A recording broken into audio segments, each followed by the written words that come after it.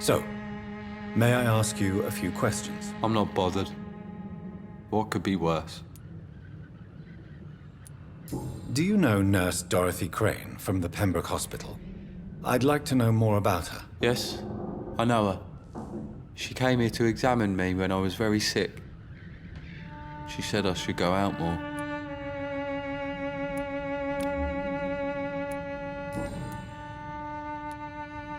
Your father and Mr. Lewis used to be good friends.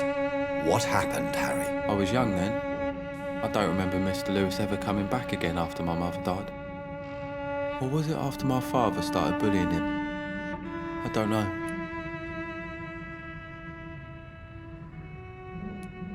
But you are not responsible for your father's actions. Am I not? Dad always says that he joined that gang for my safety. So if I wasn't born, people wouldn't be worrying about Colossus Joe. Have you tried speaking to Mr. Lewis about it? I don't go out often, but yes. And he scolded me and told me to leave him alone. I guess my father frightens him too much.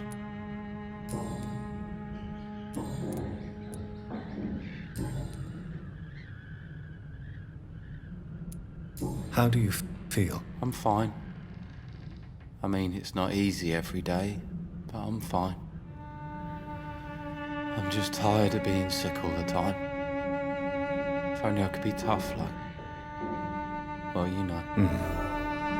Speaking of which, what can you tell me about your father? My father is an idiot who makes idiot things.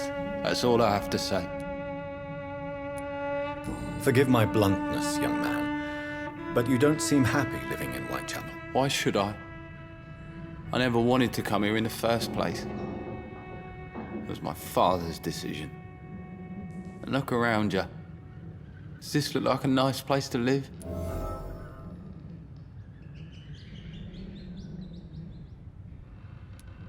I'm sure your father did his best when he found this house. Times are tough for everyone, young man. That's exactly what my father says. Harry, you should be grateful for what you've got. But I wasn't even consulted when we moved here. If life here is so terrible for you, why don't you just leave this place? Have you ever spoken to your father about it? I don't go outside. It terrifies me so.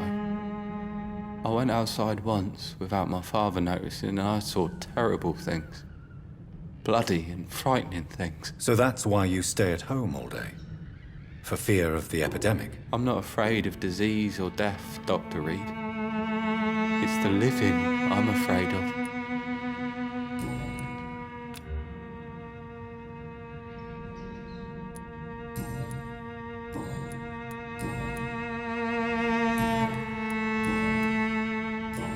Goodbye, young man. Take care of yourself. Even my dreams. So, may I ask you a few questions? I'm not bothered. What could be worse? Goodbye, young man. Take care of yourself. Even my dreams are soaked with gloom.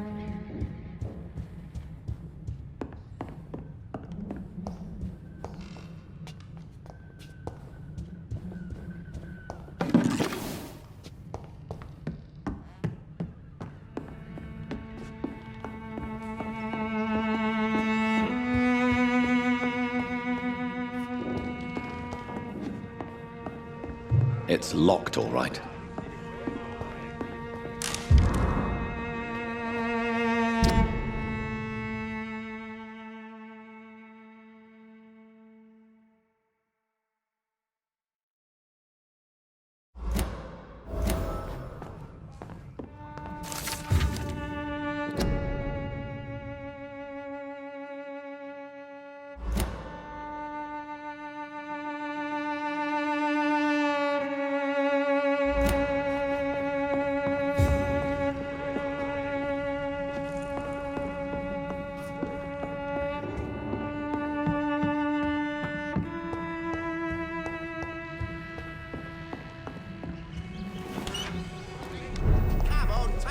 Don't be afraid.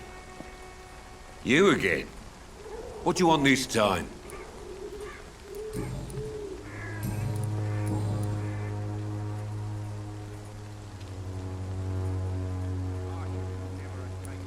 Why do you keep on working for the gang, Joe? You know it doesn't suit you. It's true, I hate this job. And I know I made some bad choices, but I'm a wet boot boy now. And people won't forget it. You could leave tomorrow. Start another life in another town. That's easy for you to say, Doctor. We are poor. My son's weak.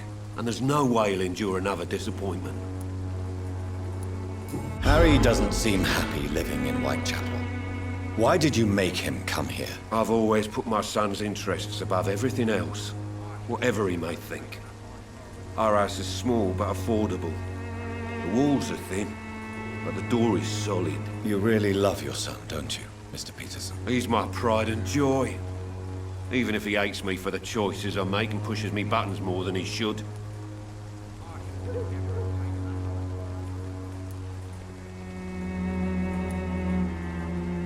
Do you have any regrets? Only one. Not to have my beloved wife by my side. She died when Harry was little. My sweet Jane. She gave the boy confidence. Since the criminal nature of your job means you could be arrested, are you not afraid of what would happen to your boy if you were? No one will ever take my son away from me. If that ever occurred, I'd hunt the bastard down and rip off his head with my bare hands.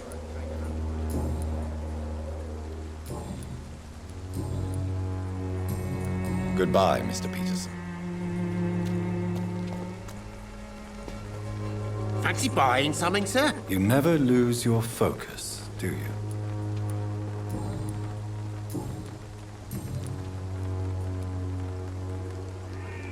What do you know of Harry Peterson?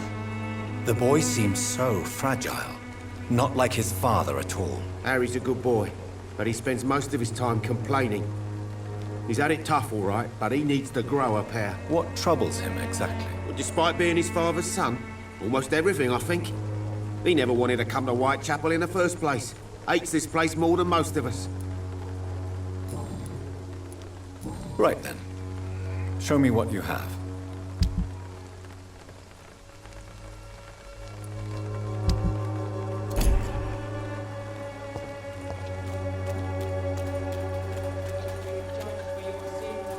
Even now, he judges your words and actions.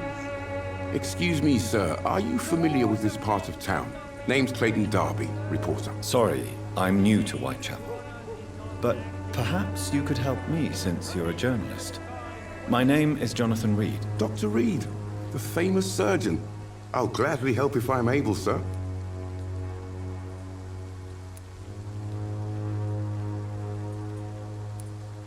I heard you're investigating an underground medical dispensary in Whitechapel.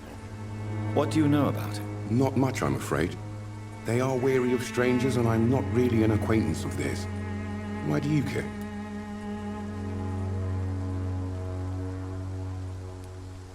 I'm afraid one of the nurses from the Pembroke Hospital may be involved with unsavory activities. Ah, could it be Dorothy Crane? Without a doubt, you are a damn fine journalist, Mr. Darby. What do you know of her accomplice, a man named Darius? I don't know much about the man. He's very cautious. Never goes out. Doesn't seem to have any friends or family. He never goes out? No. A few days ago, he unexpectedly did. I followed him, but it was just a ruse to keep me away from his house. Really? How do you know? He went to the nearest mailbox, but just before posting his letter, he ripped it up and threw it away.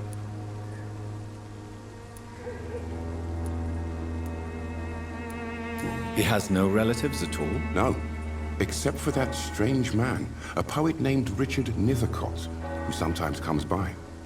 Darius would never let him in. Where can I find this Mr. Nithercott? He spends most of his time lurking around Whitechapel, talking to himself or declaring verses. These days, you can usually find him behind the church. I still have questions about that Darius fellow. I don't know much about the man. He's very cautious, never goes out, Doesn't seem to have any friends or family. He never goes out. No. A few days ago, he unexpectedly did. I followed him, but it was just a ruse to keep me away from his house. Really? How do you know? He went to the nearest mailbox, but just before posting his letter, he ripped it up and threw it away.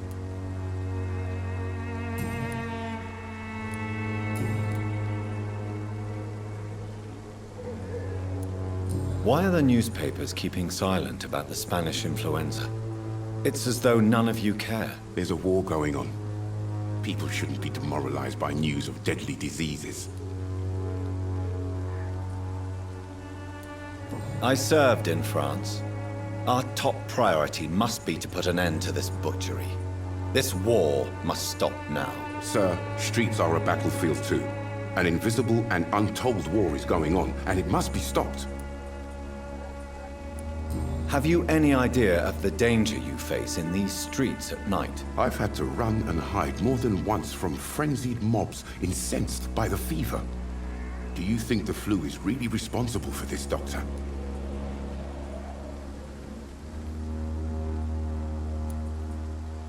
That science is unable to explain the facts doesn't mean there is no rational explanation. I confess, I share your point of view, Doctor. What is a journalist doing in this borough after sunset? He goes where none of his colleagues would dare to go, to inform the country. So you risk your life to reveal the truth. I saw many reporters do the same during the war. Whitechapel is the crucible of so many untold stories and tragedies. I want people to know them. That's quite honorable of you. But is the public interested? Not at all, sir. And that's why I'm an independent journalist, hoping to sell some stories.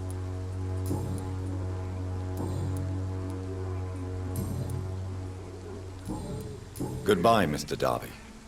Farewell. Forgive my interruption. Do not apologize, my son. Father Tobias Whitaker is always happy to teach mortals about the incoming Armageddon. I am Dr. Jonathan Reed, and I just have a few questions. A scientist? You are much more lost than I thought, my son. Do you know Nurse Dorothy Crane from the Pembroke Hospital? I'd like to know more about her. I don't like the liberal ideas of nurses, but I especially abhor that Nurse Crane you mentioned. Why do you hate Nurse Crane more than other nurses? Before coming to London, she was a member of the communist resistance in her country. That's what happens when you let a woman get involved in politics. So you're not exactly a fan of Florence Nightingale's work. But nurses are essential for modern healthcare. Nuns should be the only women allowed to take care of male patients. It's obvious only they have the necessary moral fiber.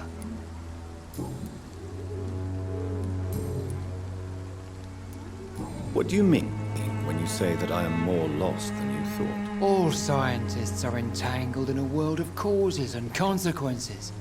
And most of them can't see the plain truth. Quite a judgmental opinion, if you ask me. But what do I know? Blinded by science as I am. But you are seeking answers, aren't you? Answers about the Armageddon about to strike the city. Answers about the hidden truth. Well, I suppose I can spare a few minutes listening to your so-called truth. As a doctor, you must be aware of the decimating epidemic. But let me tell you that this so-called Spanish flu is just the beginning of the end.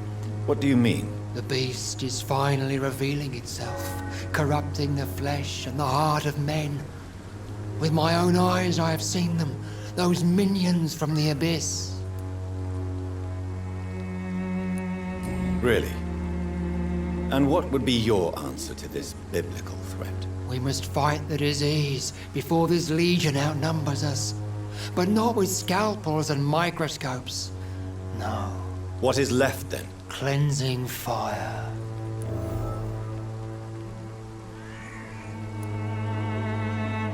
Tell me, Tobias, what exactly is your plan concerning the cleansing of this city? God will recognize his own. More than once this city has risen from the ashes, hardened and purified by the flames.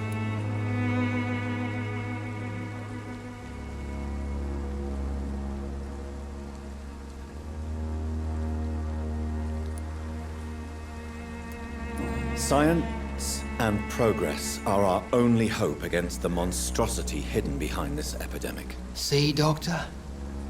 Now you acknowledge the presence of evil within the city's walls. Now you start to admit the truth.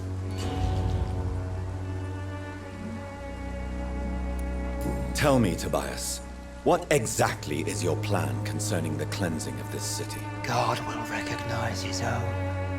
More than once this city has risen from the ashes, hardened and purified by the flames. Science and progress are our only hope against the monstrosity hidden behind this epidemic. See, Doctor? Now you acknowledge the presence of evil within the city's walls. Now you start to admit the truth. What do you mean when you say that I am more lost than you thought? All scientists are entangled in a world of causes and consequences, and most of them can't see the plain truth. Quite a judgmental opinion, if you ask me. But what do I know? Blinded by science as I am. But you are seeking answers, aren't you? Answers about the Armageddon about to strike the city. Answers about the hidden truth.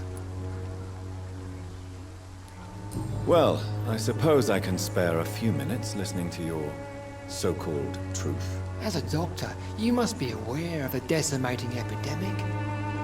But let me tell you that this so-called Spanish flu is just the beginning of the end. What do you mean? The beast is finally revealing itself, corrupting the flesh and the heart of men. With my own eyes I have seen them, those minions from the abyss. Really? And what would be your answer to this biblical threat? We must fight the disease before this legion outnumbers us. But not with scalpels and microscopes. No. What is left then? Cleansing fire.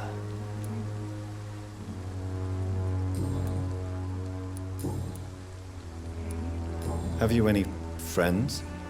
Any family left in these terrible times? No. But I have a disciple I see as my son.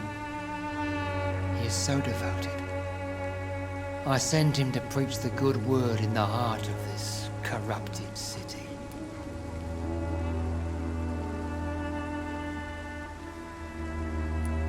Where did you send him?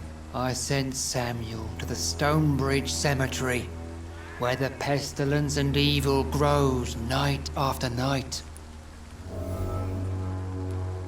You sent him on some preaching crusade during the epidemic. As a true believer, Samuel will fear no evil while he walks through the valley of the shadow of death.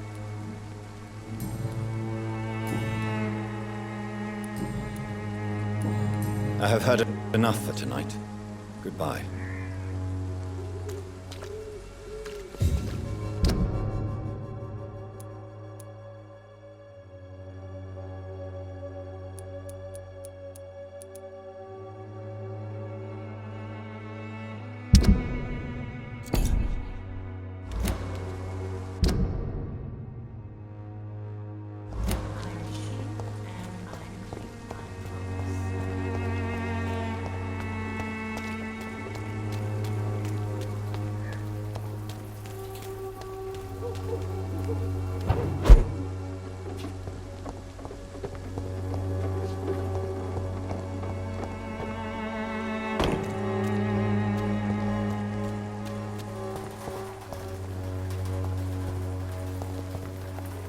Good evening, miss.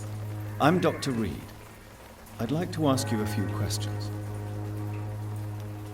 I know what you're thinking. A tall stranger who meets a girl in the street at night. It reeks of the penny dreadfuls. But I mean you no harm, truly.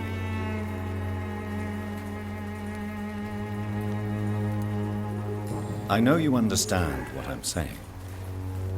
Your silence has nothing to do with you being mute, does it? Very well. Goodbye then.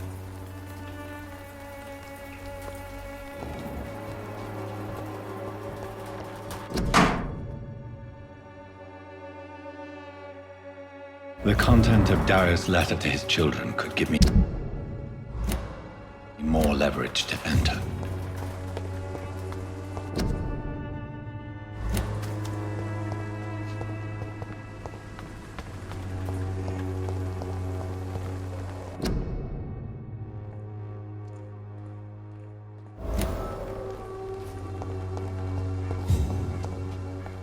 Hello again, miss.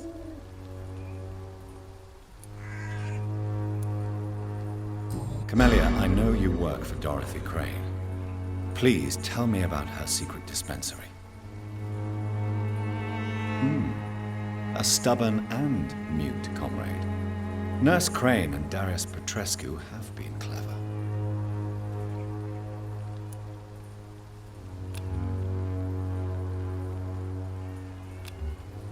Very well. Goodbye then.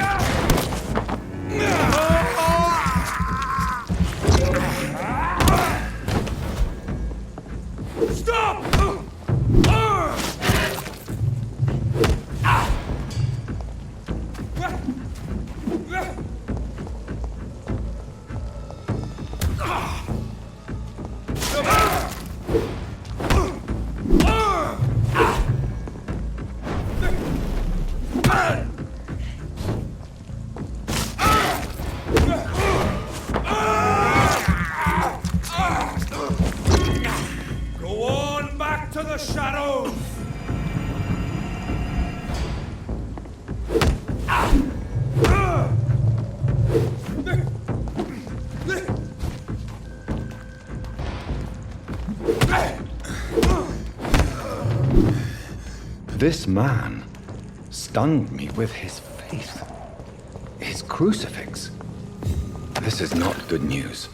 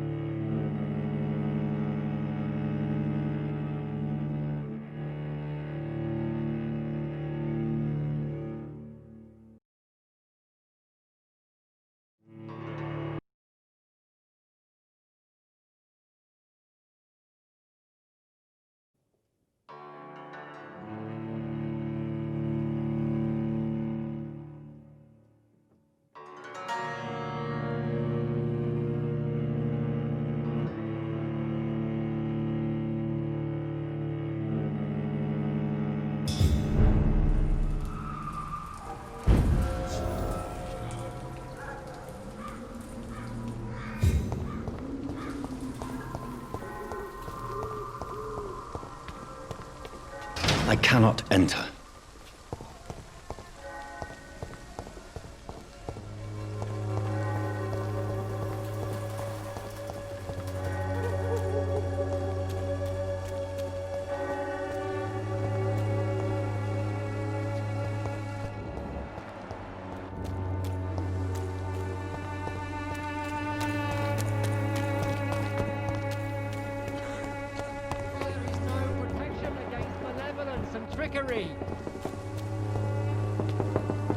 You are blinded by your false faith, imprisoned by your daily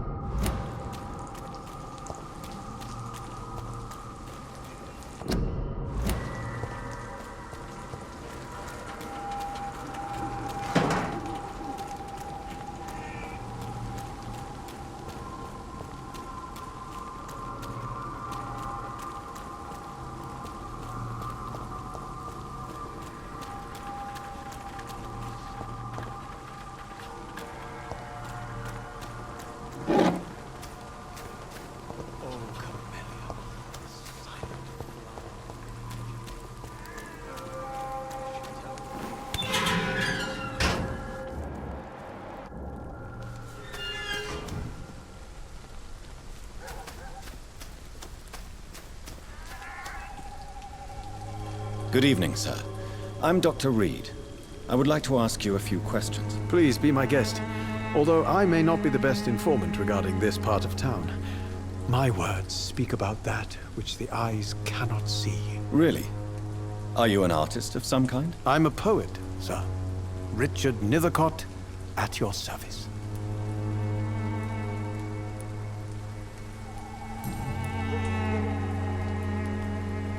Did you know the mute florist is a member of a secret society? No, I didn't.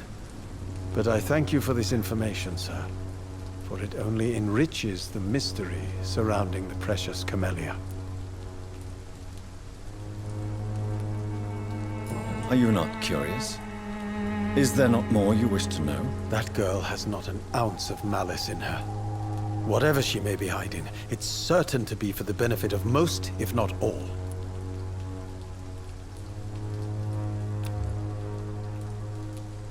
I fear you are a hopeless romantic, Mr. Nethercott. Guilty as charged, Dr. Reed. Tell me, Mr. Nethercott, why seek inspiration in Whitechapel? The place is not beautiful per se, but how to explain it? Stirring and challenging.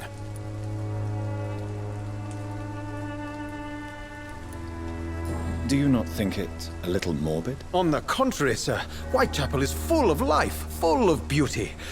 Just like my dear muse, the wonderful Camellia. What can you tell me about Camellia? Not much, and that's the beauty of it.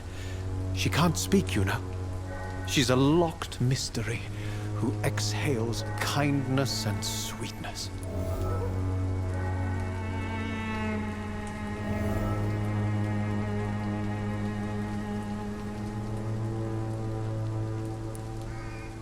Perhaps you're just afraid to find out the truth about your muse. One day, perhaps, I'll ask her to come with me.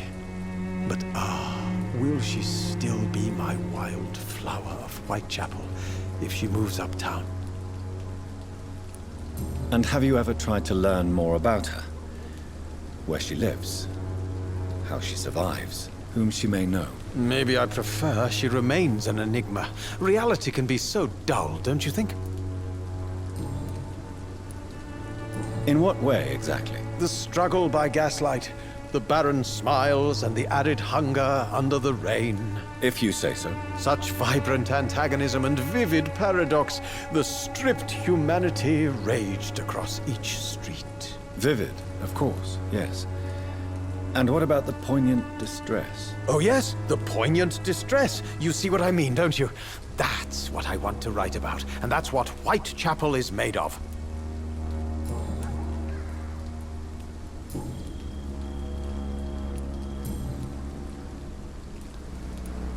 What are your thoughts on the terrible situation in this city? Terrible, you say? No. Of course, the death of so many innocents is a tragedy. But the scourge has not been all bad for the city. Oh, no, sir. What are you talking about? Do you remember London before the flu? Noisy, cacophonic, quiet nowhere to be found. And now, listen to this oddly peaceful silence.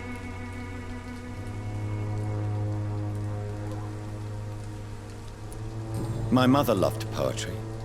Perhaps your words would have touched her sensitive nature. I only see a dreadful disease. Most people fail to understand my perspective. I don't blame them.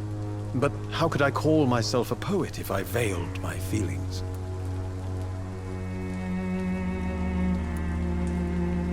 Are you aware that your life could be in danger in this part of town? But this is where I must be to feel the real beat of the city. I had to come, see it for myself, alone.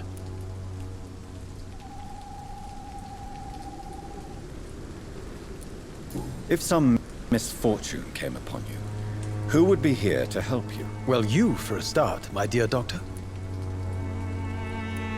I understand your need for solitude, but it's not safe around here. I don't care. I don't have many friends, Doctor, and my family despises me.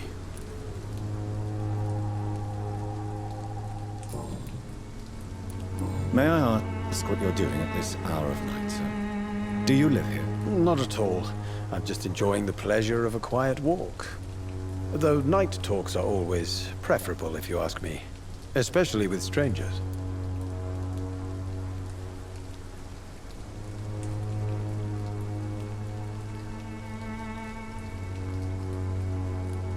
But are you not afraid of the epidemic? Oh, why should I? I see some equity in the Spanish flu. No flesh should be saved, say the scriptures. Good or evil, rich or poor, all are equal in the eyes of the flu. If you say so. But as a physician in a time of epidemic, I must caution you to avoid unnecessary exposure, sir. Thank you, Doctor. But we both know the seeker of truth has to go boldly where the weak dare not.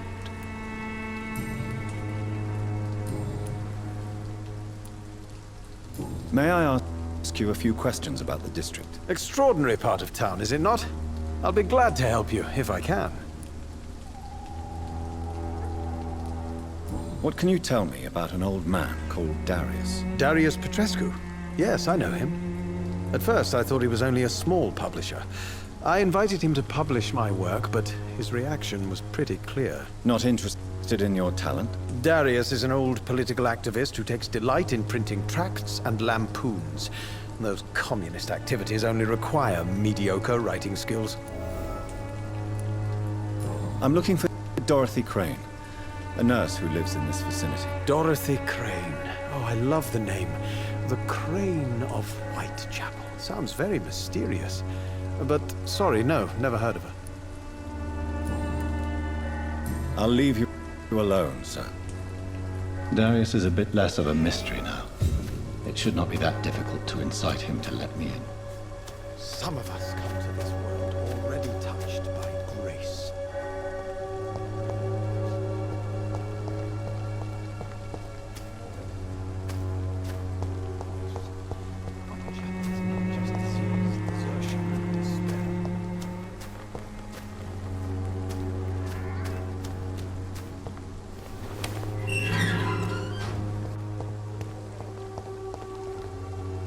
Hello again, miss.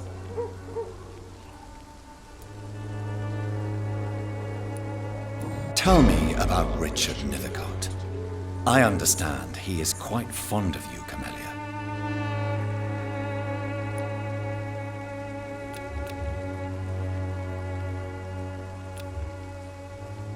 Very well. Goodbye then.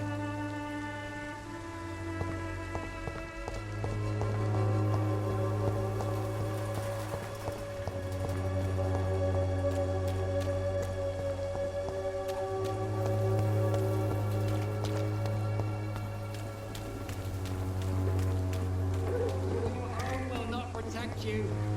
For there is no protection against malevolence and trickery. Good evening, Doctor. Can I help you? You are blinded by your false faith. Goodbye, Mr. Darby. Farewell. Good evening, Mr. Whitaker. It's Father Whitaker, my son. So, are you still lost in your rational delusions?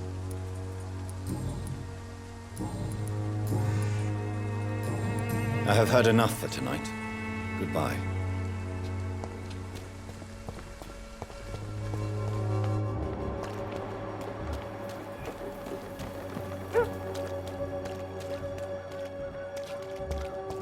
Something going on in this district. Don't be shy, handsome. What can Christina do for you? I'm not looking for what you're selling. But I'd like to ask you a few questions, if I may. I'm a doctor. Dr. Reed. All right then, but be quick, though I usually get paid when I open my mouth.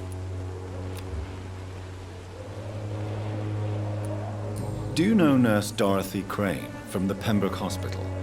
Anything you can tell me about her would be helpful. I don't know her, but I know her name is Dorothea Crăciunescu. She came from Romania like me and many others. You seem to respect her. Dorothea helps the sick people of Whitechapel. Everyone should respect that.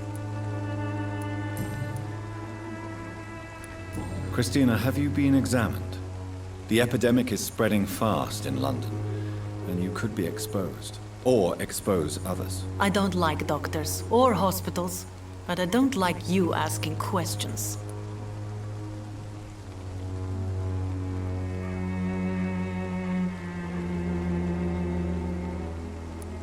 Considering your line of work, I assure you it is only a matter of time before you have health issues. If it is going to happen, it will happen. Right now, I need money. That's what's important. You can put your own life in danger, that's your decision. But what about your clients? If you're contaminated, you will put them in danger too. And you think that would worry me? If you knew the men I deal with, their health would not be what you'd worry about. Clayton Darby claims he will expose the crisis in Whitechapel to all of London. Do you believe him? I believe Clayton's courage will erode with time, until he finally leaves Whitechapel to start another fight somewhere else. Why this skepticism? How can you speak about starvation if you've never been hungry? Or about poverty? Or anything else you have never suffered from? Are you talking from experience? I've seen your type come here to get a good fuck in a cheap room or a dark alley before going back to their fancy houses in the West End.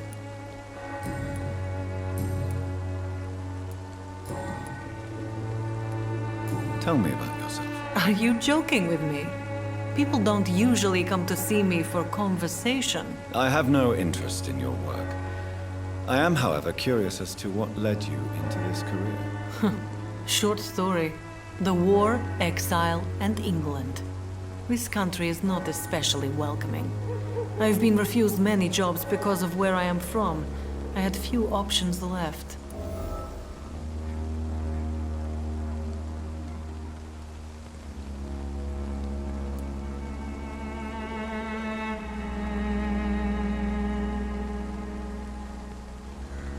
Many people must deal with poverty. But not all choose to sell their bodies. That was your decision. And when exactly was the last time you looked for a job? Or worried about the rent, or what or when you were going to eat?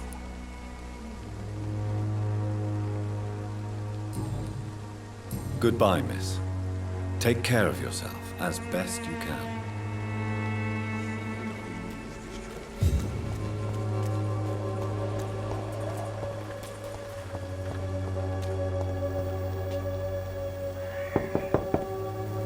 Good evening, Harry. May I come in? Sure. Sure. Is there only pain and suffering in this world? So, may I ask you a few questions? I'm not bothered. What could be worse?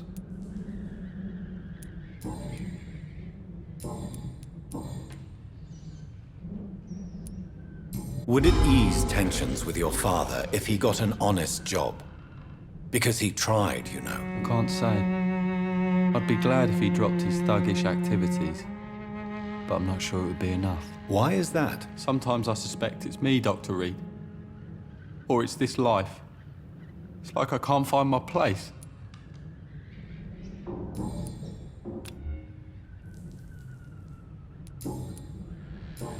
Goodbye, young man. Take care of yourself. Even my dreams are soaked with gloom. You again? What do you want this time?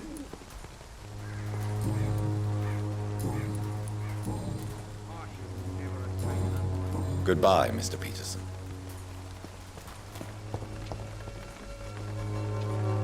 Fancy buying something, sir? You never lose your focus, do you?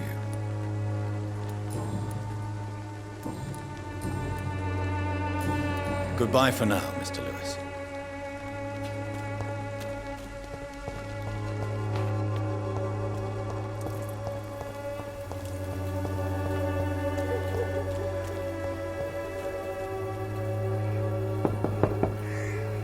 Mr. Petrescu, just 1 minute, please. You again. Go away.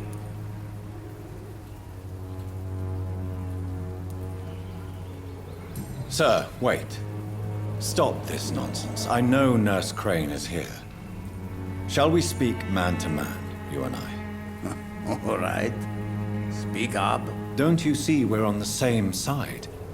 We fight to help the poor, sick, and abandoned. I'm nothing like you, Mr. Doctor. Yes, you are. You too believe in providing medical care without charge. You know what we have to sacrifice to make the world a better place. I have to admit your words have conviction. All right, I'll let you see Dorothea. Don't make me regret this, though.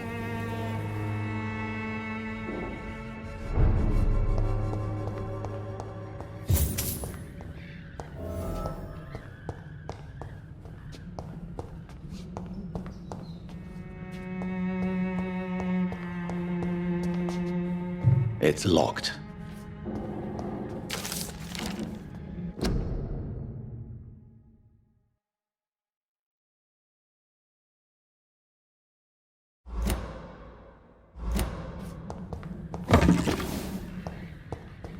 It's locked, all right.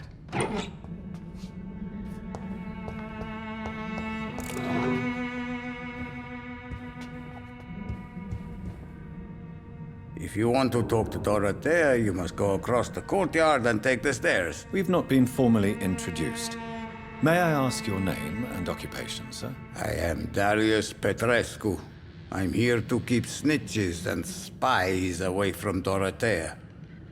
And I also run this little print shop. So Dorothy's real name is not Crane? Like myself and many people in this area, Dorothea is from occupied Romania. That's all you need to know. She seems important to the community. More than you can imagine. The West End does not want to hear of Whitechapel's misery.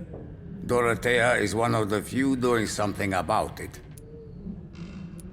Tell me everything you know about Camellia, the mute florist. I do not believe in the afterlife, Doctor, but I'm almost convinced Camellia is an angel.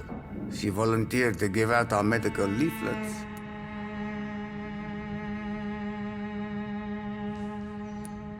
Are you not worried for her safety? She is as brave as she is tough, and clever, too. If only I had met her when I was younger. Are you in love with Camellia, Mr. Petrescu? Don't be stupid. If I had met her when I was younger, we could have won our revolution. Who is she, really?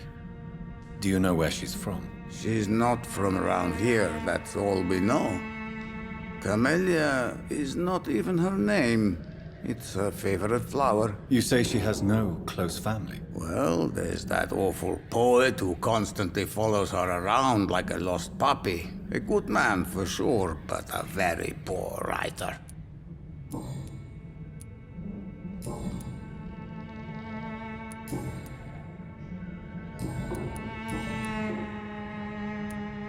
Do you have any family left, Mr. Petrescu? Children or grandchildren? Who knows? I have abandoned my people for so long, they might as well be dead. As dead as I am for them, I suppose. This war won't last forever. Did you ever think of returning to your country now it's free? No. I have taught strength and determination to my sons and daughters.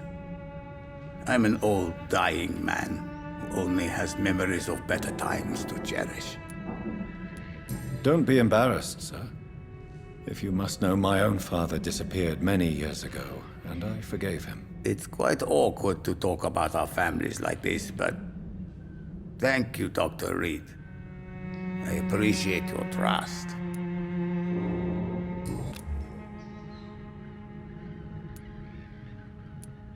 I know you fought for your country when it was occupied, Darius. Tell me more about it. I know my days are numbered, and I know I won't see my homeland again. But I fought for Romania all my life, and I will until my last breath. But Romania escaped the grasp of the Austro-Hungarian Empire. It's a free country again. But it's not the country I fought for. My homeland is not appeased, Doctor. And I still see a dark future ahead for my people. How did you meet Nurse Crane, Darius? Why does she trust you? I'm her oldest friend in England. Dorothea and I share many ideas about this country and about the country we left. You mean occupied Romania, don't you? Even if not directly, I fought against your enemies. Really? Then perhaps you have more in common with Dorothea than meets the eye, Dr. Reed. Goodbye, Mr. Petrescu.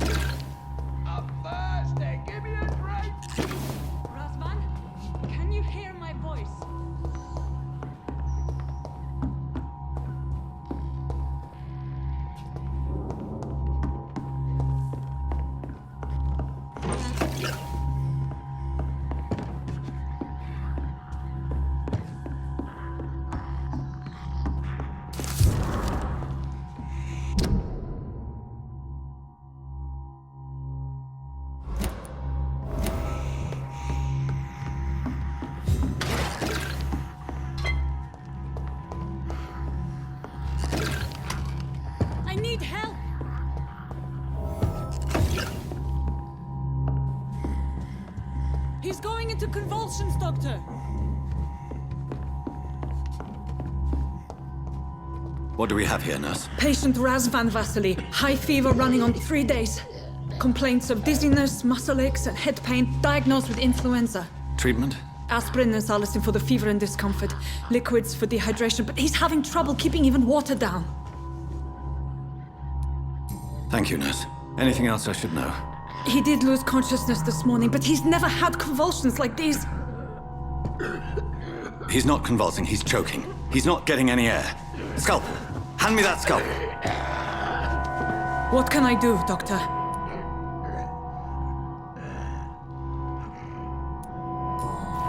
It's too dangerous to operate with these convulsions. Sedative, nurse. Do we have any anesthetics? I'm sorry, Doctor. None at all.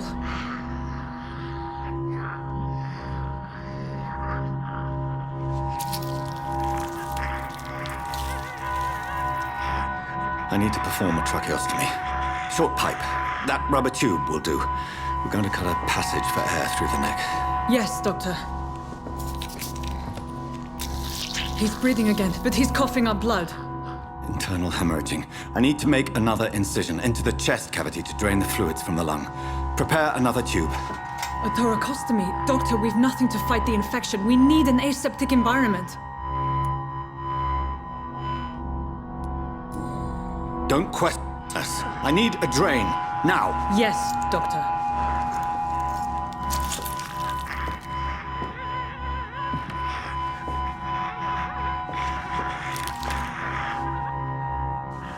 He's still bleeding, Doctor. I'm losing his pulse. The drain must have punctured the intercostal artery. There's too much blood. Are you all right, Doctor? I can't see.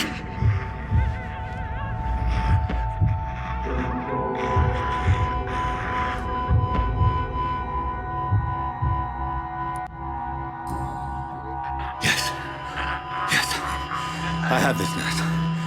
Allow me to finish the procedure alone. I need the room. I'd prefer to stay and see this through. This is my patient, Doctor. I have needle and thread for stitching the wound.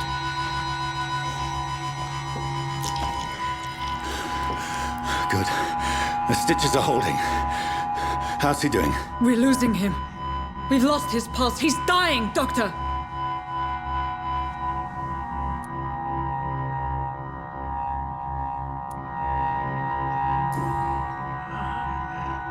A dose of epinephrine, now. Yes, Doctor.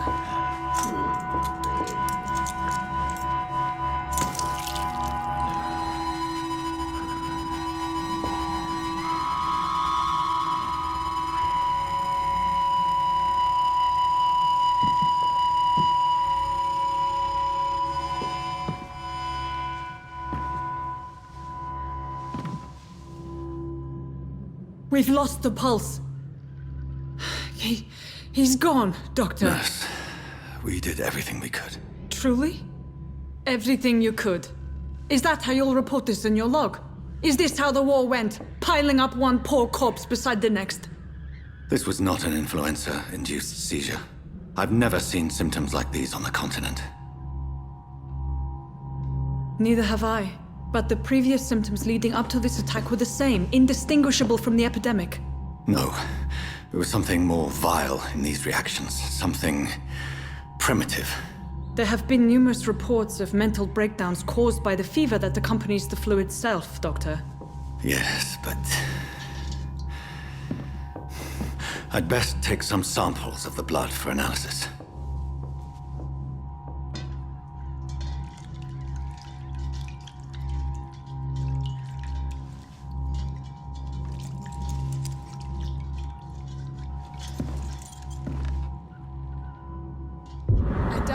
You're here to test my bedside manners.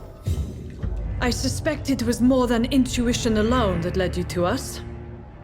So, how might I be of service, Dr. Reed?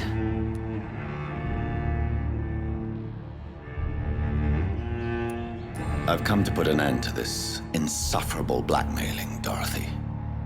Doctor, you think your warnings scare me? I've stolen and plied, blackmailed and lied, but what else am I to do? I'm all these people have.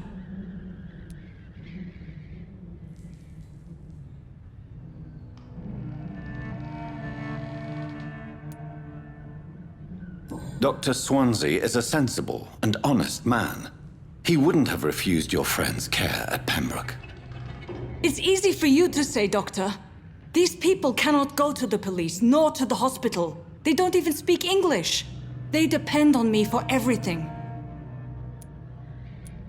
But why Lady Ashbury? Why her, of all people? She's pristine and proper, all right. But that she-wolf in sheep's clothing murders the poor for sport. I have her where she belongs, and I'll milk her for all she's got.